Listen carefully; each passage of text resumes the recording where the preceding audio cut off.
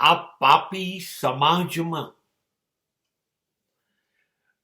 જે પાપ થઈ રહ્યા છે, સ્ત્રીઓ ઉપર અત્યાચારના, સ્ત્રીઓનું શોષણના, એ સાચે સાચો કુદરત હશે, અસ્તિત્વ હશે, પરમાત્મા હશે તો એ આ સમાજને માફ નહીં કરે. પહેલું, લગ્ન એને એની પસંદગીથી નહીં કરવાનું. તમે એના માથે જે ઠોકી બેસાડો એની જોડે એને શરીર અને મનથી બરબાદ થવાનું. બીજું, કદાચ એનો પતિનું અવસાન થયું તો અવસાન થયું તો એનું જે વૈધવ્ય છે, વિધવા રહેવાનું, બસ હવે એને જિંદગી ભર આ જ દુઃખ વેઠવાનું ને સમાજની પીડા સહન કરવાની.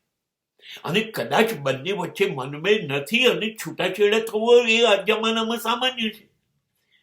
અને માટે પતિથી જો છૂટી પડી જાય તો છૂટાછેડા પામેલી સ્ત્રી સૌથી કમનસીબ છે. એક તો સમાજની બદદાનત એને ભોગવવાની, અને સમાજ હવે એને સ્થિર થવા નહીં દે, એને એની રીતે જીવવા નહીં દે. જ્યારે પુરુષ બધી જગ્યાએ ફરીથી સેટ થશે, એ બીજું લગ્ન કરી શકશે, છૂટાછેડા પછી નવું લગ્ન કરી શકશે.